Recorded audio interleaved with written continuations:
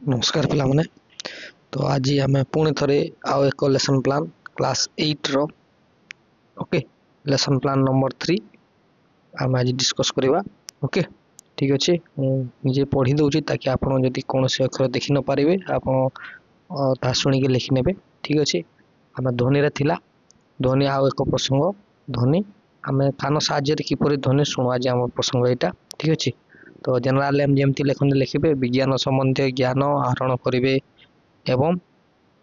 Number 2 से माने विज्ञान संबंधी तथ्य ज्ञान को नियम को हृदयंगम करेंगे। नंबर 2 शिक्षार्थी मानक चिंता शक्ति युक्ति शक्ति और सृजन शक्तिर विकास हेब विज्ञान शिक्षा प्रति आग्रह सृष्टि हेब आ गोटे हो पार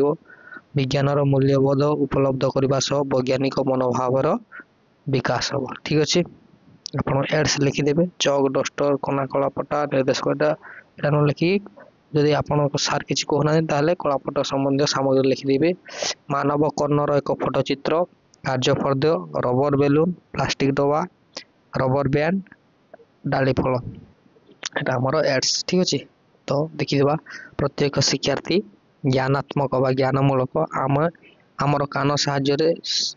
शुणी पारो ताहा कहिबे। बोधात्मक कर्ण पटहर कार्य बुझे प्रयोगात्मक कौन वस्तुर आवृत्ति बा हर्ष बाहर करें कौशलात्मक मानव कर्णर नामांकित चित्र अंक माध्यम दर्शाइबे। ठीक अच्छे तो साधारण प्रणाली शिक्षयित्री व शिक्षक निर्धारित समय आवश्यक शिक्षक उपकरण सह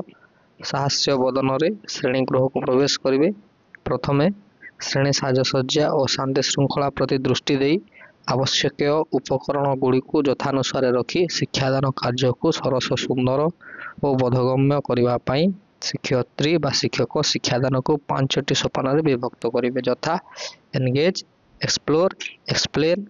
इलाबोरेट एंड इभालुएट। बुझेगा आम 5 मेथड पढ़ाऊे अनुश्रुत पद्धति आज शिक्षादान को सरस सुंदर और बोधगम्य करने शिक्षक व शिक्षयित्री संरचनात्मक पाठ्य योजना प्रणाली 5P मेथड अवलंबन करेंगे। ठीक अच्छे नंबर 1 एनगेज पूर्व ज्ञान परीक्षा शिक्षयित्री कार्य यह सोपान शिक्षयित्री व शिक्षक विद्यार्थी पूर्व ज्ञान परीक्षा निमंते केतेक प्रश्न पचारि प्रसंग में उपनीत करेंगे जमी प्रारंभिक प्रश्नावली ध्वनि किपर सृष्टि हुए वस्तुर कंपन फल सेकेंड जो उत्तर लिखु शिक्षार्थी माने कहते बुझेगा आप लिखिपारे शिक्षकों प्रश्न शिक्षार्थी संभाव्य उत्तर लिखिपारे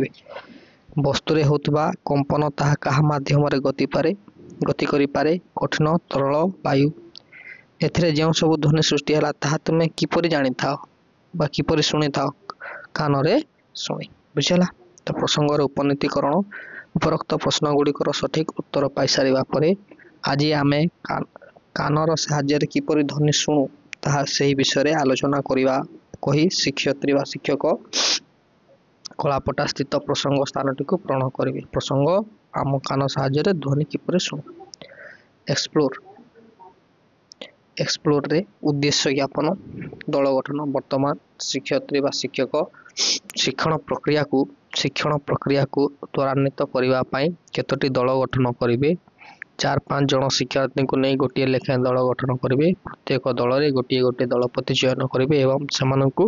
यू आकार बसवा कहे। ठीक अच्छे शिक्षयित्री कार्य शिक्षकों कार्य यह पर्यायर शिक्षयित्री छात्र छात्री मानक किसी परीक्षण अनुध्यान करने को कहे गोटे प्लास्टिक डबा नहीं यार 2 पार्श्व को छुरी काटिदेवी यार गोटे पार्श्व एक कटा रबर बेलून को प्रसारित करी रबर बैंड द्वारा दृढ़ भाव में बांधे 4-5 डाली फल बेलून उपर रखिए जन शिक्षार्थी प्लास्टिक डबा को खोला प्रांत को फुंगा को कहे। कार्यफर्द डाली फाल को गुड़ी को लक्ष्य कले कौन देखिपारुच डाली फाल गुड़ी को कहीं ऊपर तल होती शिक्षार्थी मान आलोचना और उत्तर पाई सारा पर शिक्षयित्री यार उत्तर देवे और कलापटर लिखे। नंबर 3 एक्सप्लेन नूतन ज्ञान प्रदान शिक्षयित्री आलोचना व शिक्षकों आलोचना कान आमर श्रवण इंद्रिय आमर कर्णपट टाणी हो रही कटा बेलून परी ध्वनिर कंपन यह कंपित हुए यह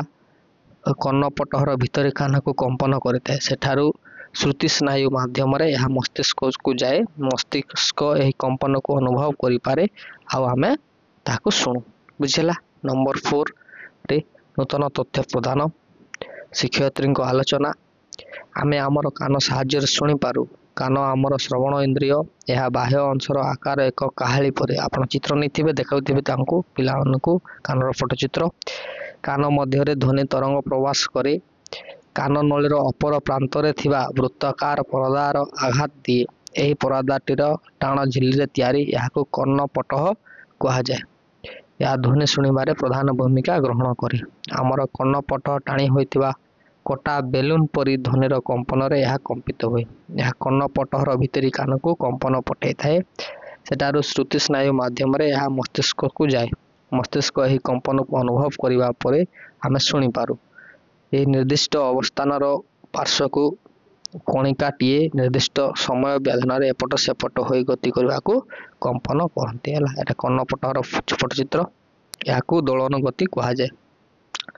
दोलन समय मध्य अवस्थान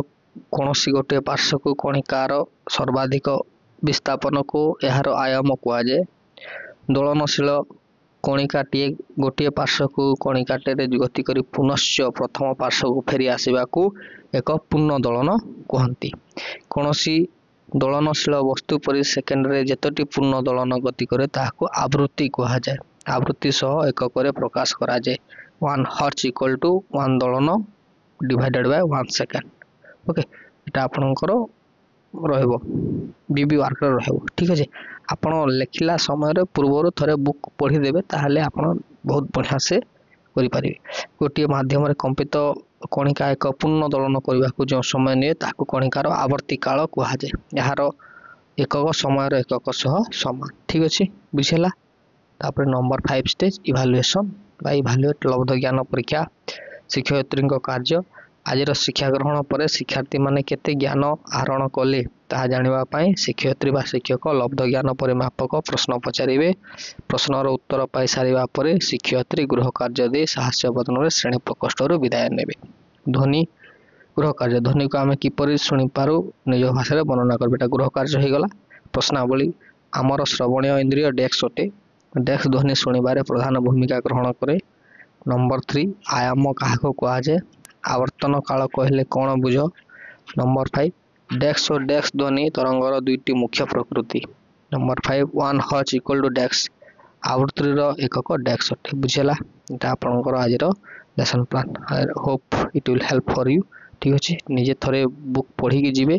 ताहले एटा आपनको बहुत सहायक हो ठीक अछि।